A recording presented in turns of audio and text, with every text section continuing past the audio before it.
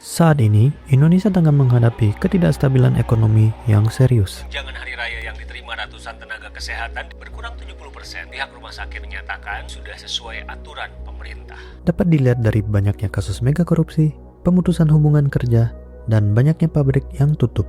Di tengah-tengah efisiensi anggaran, pemerintah justru menambah jumlah menteri dan juga staf khusus. Hal-hal tersebut sangat berpengaruh terhadap berkurangnya kepercayaan publik. Ditambah lagi dengan isu seperti RUU TNI yang semakin memperkeruh suasana.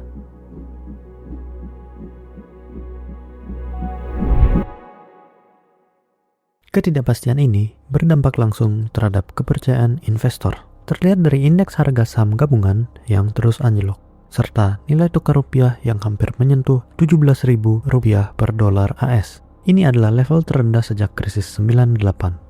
Sedangkan respon dari pemerintah terhadap isu-isu ini adalah harga saham boleh naik turun, pangan aman, negara aman. Saudara-saudara. Jika kondisi ini terus berlanjut, tidak menutup kemungkinan bahwa Indonesia akan mengalami krisis ekonomi seperti yang terjadi pada saat tahun 98. Di tengah setiap krisis, selalu muncul peluang, terutama bagi para investor yang memiliki keuangan atau kekayaan yang dapat melebihi suatu negara. George Soros lahir pada 12 Agustus 1930 di Budapest, Hungaria dengan nama asli Georgi Schwartz.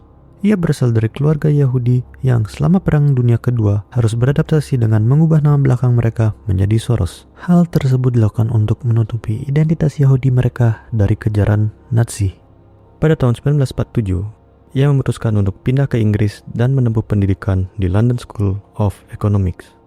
Setelah lulus, ia kesulitan mendapatkan pekerjaan di dunia keuangan. Hingga akhirnya ia memperoleh posisi di sebuah bank kecil di London. Pada tahun 1956, ia memutuskan pindah ke Amerika Serikat dan bekerja sebagai analis keuangan di Wall Street. Karirnya meroket setelah ia mendirikan Quantum Fund pada tahun 1969. Salah satu momen paling fenomenal dalam karirnya terjadi pada tahun 1992. Karena ia berhasil bertaruh melawan mata uang Inggris dalam peristiwa yang disebut dengan Black Wednesday. Krisis ekonomi Asia dimulai ketika mata uang Baht Thailand mengalami depresiasi besar pada 2 Januari 1997. Pada saat itu, Quantum Group of Funds yang dipimpin oleh Soros melakukan spekulasi besar dengan meminjam baht dalam jumlah yang sangat besar. Akibatnya, dolar AS semakin menguat dan Baht Thailand melemah hingga 20%.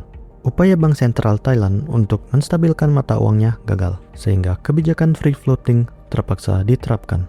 Dampaknya menjalar ke negara-negara Asia lainnya, termasuk Malaysia, Singapura, Filipina, dan Indonesia. Dalam hitungan hari, rupiah ikut terdepresiasi drastis.